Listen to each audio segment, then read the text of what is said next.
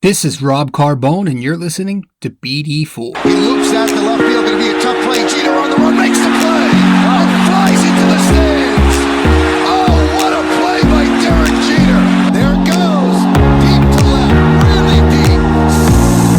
See ya. Oh, my goodness. What a shot by Aaron Judge. Way back left field. You've got to be kidding me. Goodbye, home run. I swear to the Lord, you got to put four fingers up. Torres comes to the plate. See ya. A home run by Derek Jeter. Oh, what a ball game. A game-winning walk-off home run by Derek Jeter. He is Mr. November. This one by Mattingly. Oh, hang on to the roof. Goodbye, home run. That is high, that is far, that is gone. A tremendous home run to the back end of the grandstand in left field. The Sanchino. Oh, that Gary is scary. Ball game over. Yankees win. Ah! Yankees win. What's going on, guys? This is Rob Carbone coming at you with another episode of BD4, where there's no better way to get your Yankees and Knicks analysis. Hope everybody is doing all right here in episode 136. In 135, it was a great show that we had. I talked with my buddies, a couple of my buddies. We had a nice conversation about the state of the sports world and everything that went on. In today's episode, Monday, June 8th. Is it June 8th? Monday, June 8th. In today's episode, I had a conversation with my best friend and my cousin. Me and him, Anthony and I, discussed, talked a little bit about UFC, bullshitted a little bit about non-important stuff, and then we actually got into a decent conversation later on in the podcast about, with everything that's going on right now in the world and how he's a police officer, Anthony is. So, we've talked about how he is dealing with all of these riots and how he is, and just got some really good insight, with his take on this whole thing and during these riots and these protests and, everything that's going on. So we had a decent conversation for about 20 minutes about that stuff, and it was very informative, and I loved having him on, and it was a tremendous conversation that we had. And, he's welcome to the show anytime because I, nothing but love and respect for what the police force does. And I know there are some bad ones out there, but, all in all, I really respect the Blue, and I have just the utmost respect for them. So we had a good conversation, and we're going to get to that in a bit. But really quick, I don't want to talk too much Yankees because we did the other day, and there's obviously not much going on, being that the proposal is still kind of being negotiated. But maybe I'll have some episodes out them about the Yankees in the future. Kind of throwing some ideas in my head. Maybe I'll do some, like we did with the NBA draft scouting in the Knicks. Maybe I'll do some MLB draft scouting. But it's really tiring to kind of break down a bunch of prospects. So I might not do that, but it's an idea, And also, the Yankees aren't really in that same position as the Knicks. The Knicks are more trying to rebuild, whereas the Yankees are trying to win now. So, it might not be the best. But that's just an idea I'm throwing out there. Maybe I'll do that. Maybe I'll throw in a top something personal, favorite Yankees, episode where I discuss my top 10 or 20 favorite Yankees of all time. We kind of did a little bit of a top 5 in episode 134, I believe. But it was kind of just thrown out there. I kind of want to sit down and maybe I'll make a more serious list where I sit and think about it, truly, my favorite Yankees and stuff. And maybe we'll do the flip thing. We'll flip it and do my top 10 most hated MLB players. That's also a good idea. Or my top 10 least favorite Yankees. So that's some ideas we can do. I'm trying to think of something to talk Yankees because I'm tired of talking Knicks. So maybe we'll do a story time episode. I have some really decent stories from my personal experience with certain players on the Yankees. I have a decent Alex Rodriguez story. I've got an Al Leiter story, and I've got stories of when I took a tour to Yankee Stadium, the old Yankee Stadium. So we could do something like that. But yeah, there's not much else to do right now when it comes to the Yankees. Now, if you're watching the podcast as opposed to listening, and I'm sorry, by the way, I'm sorry if you can hear the dog in the background. Can't do anything about that. But listen, if you're watching the podcast as opposed to listening, you probably saw the Aaron Judge photo in the intro slide, right, where he was from the MLB draft, and that was a couple days ago. Where it was the anniversary, I guess, of when Aaron Judge was drafted by the Yankees. And so that was pretty cool. I guess, I think it was the Yankees who had to get rid of Nick Swisher in order to, keep Judge or acquire Judge. I don't know the entire backstory, but yeah, so that's something that that's kind of popped up on my newsfeed lately, the picture of Aaron Judge when he was younger. It's kind of crazy. He's kind of getting up there in age. Not that he's old, but for a guy who, joined as a rookie at the age of 25 or 26, that's not the youngest, and he's already getting up towards 28 now and really hasn't played more than one full season.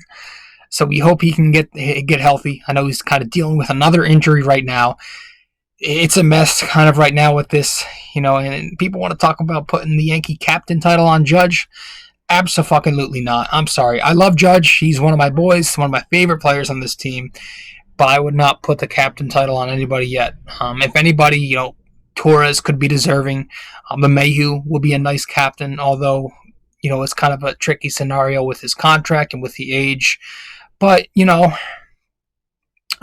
Gardner is kind of the unofficial captain right now, I would assume. But eventually I would want somebody young and somebody great. Right, Brett Gardner, no offense to him, but doesn't fall in that category, and we're going to need somebody. It would be nice, not that we need, but it would be nice to have somebody going forward to look at as that number one leader who was both great on the field and in the clubhouse, and can stay on the field. So, yeah, that's I don't know. I really don't have anything else, guys. We might as well just jump into the episode. But we will, let's get to the NYY NYK question of the day real quick before we get into the episode. So let's get to that really quick.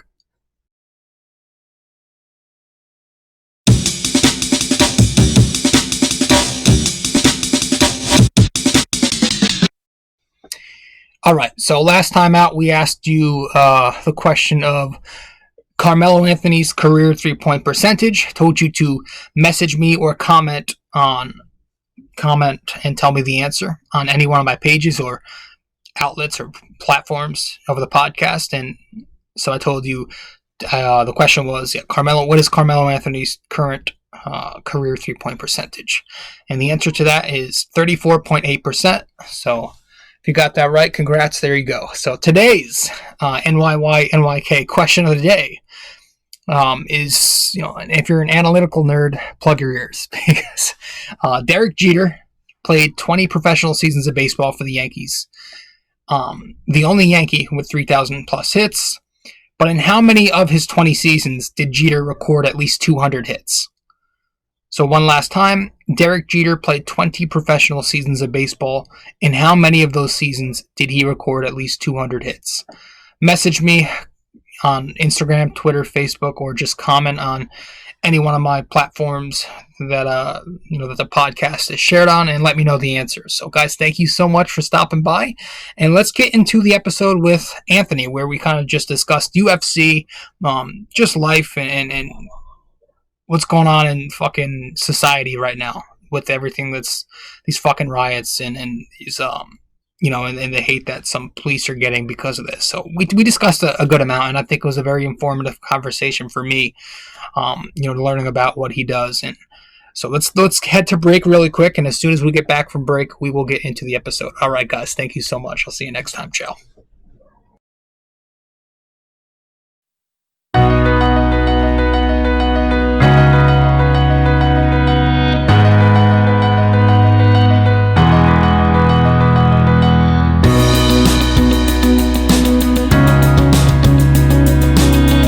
Hey fellas, really quick before we continue with the show, I just want to remind you, if you haven't yet subscribed to BD4, be sure to do so right now.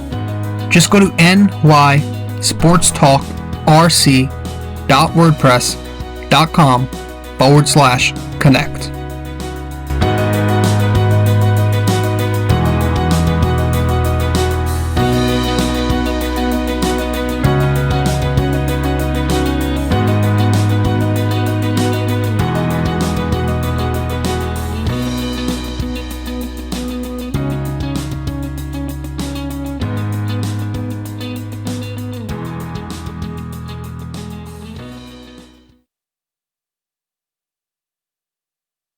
Alright, let me know when you're ready.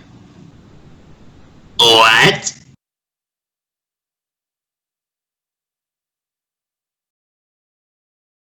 Let Alright, me know when you're ready.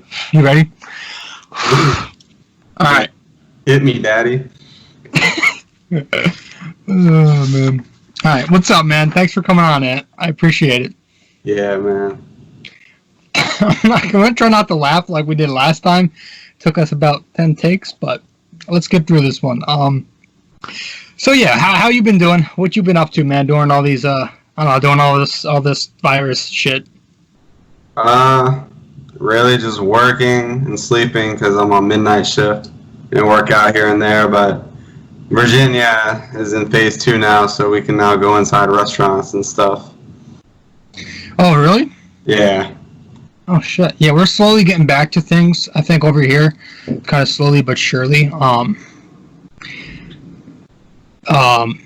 been playing Call of Duty lately? Yeah, I'm a professional Call of Duty player. If you guys didn't know. Gosh.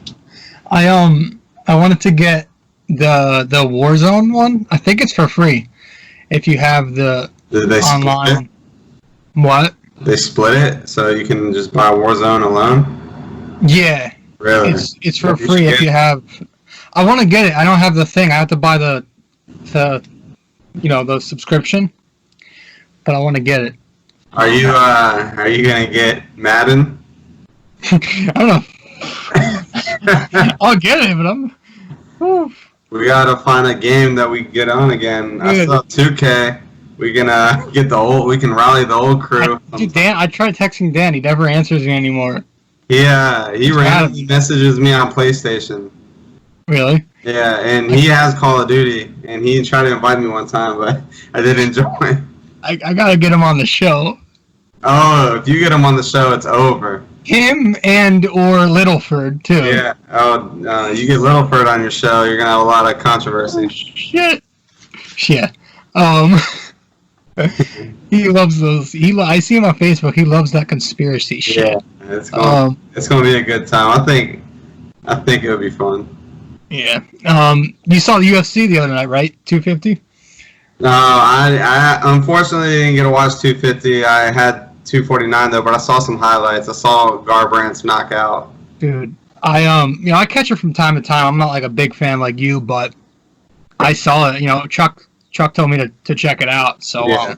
there were some really fucking good fights, and the prelims and the main card was pretty decent too. I mean, there was some the last fight. What's that chick, Amanda Nunes?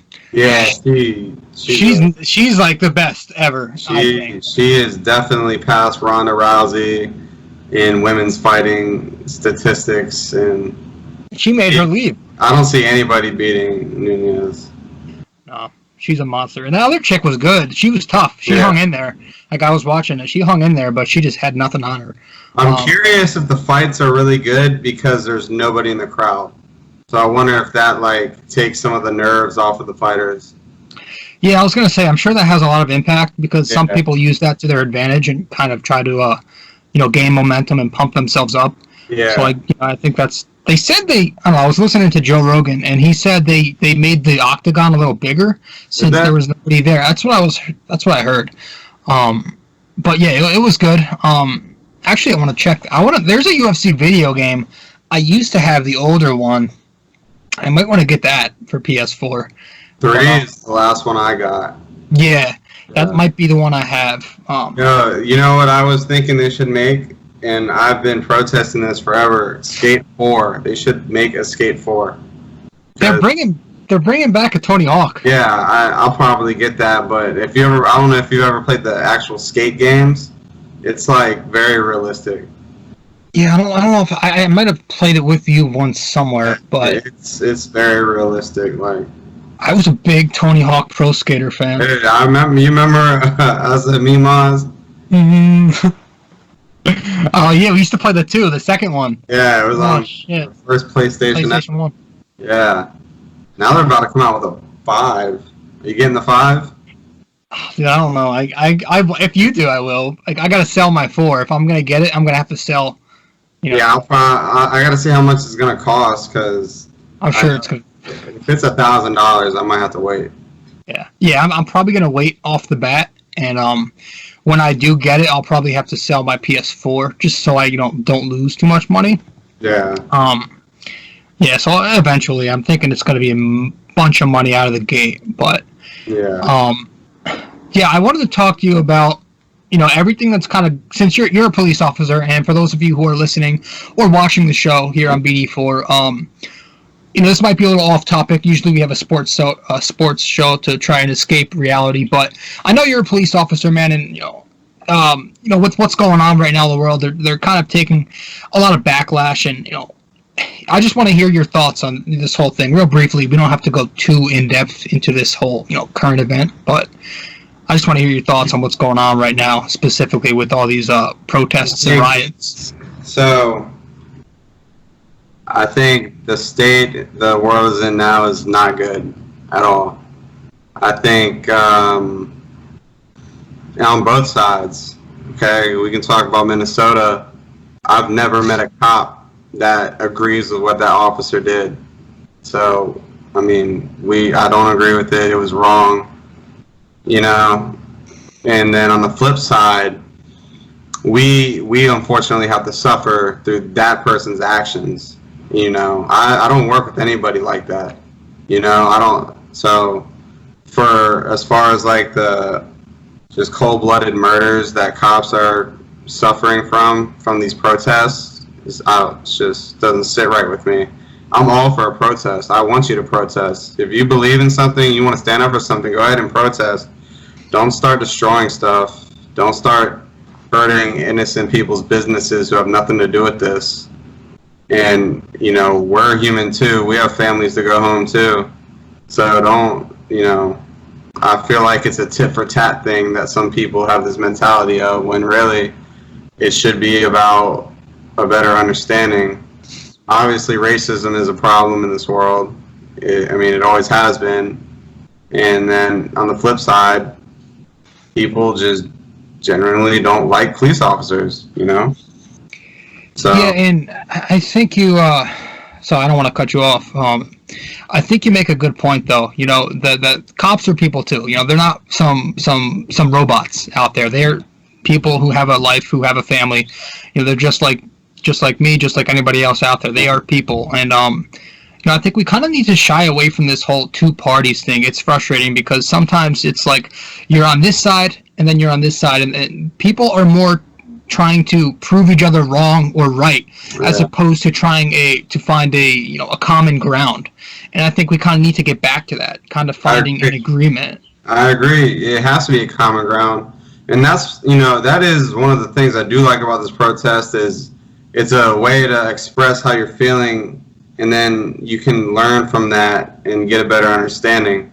It's when the violence starts to happen is when you're just ruining it. Like the looting, like it doesn't do anything. And people can sit here and say, well, people are upset. I understand. You should be. I'm upset. Look how that makes us look. Everybody, tensions are high right now, and I don't condone that officer's actions. It's just not right. But like, that's not me, that's not my partners. That's not my coworkers. So, and we always display that when we come in contact with citizens. So I'm very fortunate that in the area I work, the police department is solid, and we don't really have mess ups like that, Yeah, it's just unfair that one, bad person here and there, or, I know this is the thing that happens, but there are, when you look at the ratio here, there are a ton of good-hearted cops out there, good-hearted police, and the majority of you guys are just like that, and it's unfortunate that you guys have to kind of have to deal with this backlash on a daily basis. It feels like, especially today. But I did want to ask you, this is kind of going to be unrelated to this. I just have a series of questions I really want to ask you that I didn't really get to ask you last time on the show. But so do you guys have, especially now, are you required to wear these body cameras? Is it a requirement? Do you like it? Are you against it? Or no, I like it. It's good because it just keeps everything honest, and then of course you can just, when it comes time for court, if somebody says, well, you didn't do this, well, look at my camera, yes I did. It's just an easy way to just, prove beyond reasonable doubt and stuff. It's good, and cameras can also get you in trouble, so you just have to act professional, because that's, it's very affordable. The Supreme Court judge can very well watch your body cam footage one day, so, but I like it. Yeah, no, I figured it's something that could really do no harm if you do the right thing, obviously. Now behind the scenes, you always see on TV, cops and on all these shows that behind the scenes it seems sometimes like it's a busy but laid back kind of atmosphere. I want to know I don't know if it's like it is on TV, but what in real life, what is it like as a cop when you're in the I don't know, department or whatever, and you're not exactly on call? When I'm not on a call, you have a lot of freedom. I'll say that. You have a lot of freedom to just ride around, walk through neighborhoods, go in the stores, do security checks when you're not on the call, do traffic stops. Like that is one of the best things, is you just have freedom to just roam, go around and be in the sight of the public. So yeah, it's Speaking of the general public, would you say the perception overall for you personally, is it a positive? Do you see it more as people look at you in a positive manner? I'm talking about you personally, not all cops, but like me personally, I have do you more see it good positive experiences than bad experiences. Okay. I treat people the way I want to be treated, for sure. So, even if I have to make an arrest, I just try to be respectful. And it's really, if you just treat people with respect, they'll respect you. You can go in the most, poverty-stricken neighborhood where they don't like the police, and you show them respect. You show a person respect, they're going to show you respect. That's what I think more people need to learn, is to treat people like a human being and with respect, and don't ever look down on somebody, because I think I can definitely understand and agree that I'm in a position of power and authority, but I still have to act like a human. So that's what I think police officers can learn from, is really not looking down on anybody, like just being an example, really. We have laws to uphold, obviously, but I don't ever judge anybody, it's just, it is what it is. It's my job, Yeah, and I do want to ask you, when you're off duty and when you're not on the job, do you feel like inside, do you feel as if you're always on the watch? Is that some kind of natural instinct? Like when you're going to restaurants, do you sit where you can see everybody and by the door? What's that like? I think more so I people watch. I just can't turn it off. So like when I'm driving, I'm always looking at cars. When I'm in public, I'm always looking at people. I'm always just evaluating people. It's just, I can't turn it off. Like, right. So definitely. And I try to look like a normal person off duty. I don't want to, walk around looking like a thin blue line sticker. I just blend in, Yeah. So I'm trying to figure out, is there ever, or in the future, would you ever want to work in like a different capacity, like as an interrogation officer or undercover, or do you do that occasionally, or how does that work? Are there like levels to work up to? I definitely want to move up one day and maybe be a detective or work on a different unit where it's geared specifically towards just crime prevention. Maybe one day be a supervisor. I definitely want to. I don't like complacency, so I definitely want to try something new. That's just, you gotta keep it fun. Mm-hmm. So. Yeah, I mean, I've heard a rumor. I don't know if you can attest to this, but the undercover cops. When I've always tried to figure this out, I've always been curious. When undercover cops are asked if they are a cop, do they have to say yes? Do you know about this? It's kind of like some rumor that you have to say yes if you're a cop. No, I've never heard that. No, okay. Yeah, that would kind of defeat the purpose, honestly. Yeah. Because there's some, I mean, when cops go undercover, I mean, they're usually dealing with like some high level criminality. So No truth to that. Yeah. Have you ever forgotten your Miranda rights? I plead the fifth. No, I'm gonna get you to answer that. The fifth. All right. Let's see. What else do I have? Okay, so when you're pulling someone over, at what point exactly do you have to go to the taser? You know, if they're not complying, at what point is there a certain point where you have to go to the taser if you're like pulling somebody over? And you better not pull that taser out unless they have a weapon.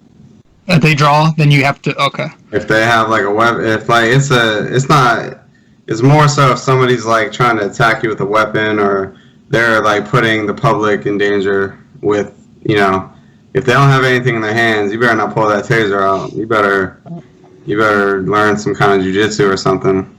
Mm-hmm. Is there, you know, I don't know if you're allowed to answer this, but do you have a certain experience where you had to kind of make a split-second decision? Yeah, I can't talk about it. Come on. We haven't gone to court for it yet, but yeah. Okay. All right. Some fun ones here. If you caught Gary speeding, what would you do? If I caught Gary speeding, I would probably write him a fake ticket to see his reaction. How about Rick? Rick? Oh man. I would prank Rick. I think Rick would go in the back of my car, and I think I would get him. Oh my God. I would get him for all the years he would punch me in my arm on vacation for sure. Oh, what about my dad? Your dad? Ooh. Yeah. Yeah. Ooh, these are hard questions. I call your dad speeding. I'll probably just tell him to slow down. Honestly, your dad's the OG. All right. So these next 3 questions, you're only allowed to answer using one word. So first, I want to ask you to describe your job using one word. Amazing. I like that. Your biggest strength using one word. Faith. I like that. And then lastly, your biggest area of improvement using one word. Tougher one. Slow. Slow? What do you mean by that? So like slowing down. So like not having tunnel vision, just slowing down, just assessing everything. Yeah, just slow. Yeah. All right. So last question. No, go ahead. So I mean, you know, being on the job, you deal with a lot of like adrenaline. So like, you just gotta learn how to stay calm and pray through it and slow down. Anthony. No, I don't eat donuts, Robert. Oh man, what? Do all cops eat donuts? No. Cops. I'm sure. I'll tell you what all cops do. They all drink energy drinks. Every single one of them. No shit. Yes, energy drinks. Is there like a reason for that? Just to stay. The shift work. It's tiring. Okay. So they just coffee, energy drinks. You know. All right, man. Hey, man, I really appreciate you coming on the show. You know I love you, man. You're my dude. Love you too, man. Anytime. You're my guy, and I respect everything you do, and I really I pray for you, man, that you keep doing your thing and you stay safe out there. And I know it's difficult and challenging, but there are some really good things about what you guys do overall, and I really just appreciate everything you and the entire police force everywhere around America. And that was good. Yeah. For sure. So thank you for coming on, man. I appreciate it. Yeah, man. Hey, before you jump off, I got a question. What's up? I need you to tell your fans the story of Matt in the baseball when he got hit in the hand with the baseball. Oh my God. Tell that story. Matt Carbone. Where do I start? Oh man, you mean it stings? Yeah, that. Let's save that for another day. And thanks for coming on. I'll see you later, man. Thank you.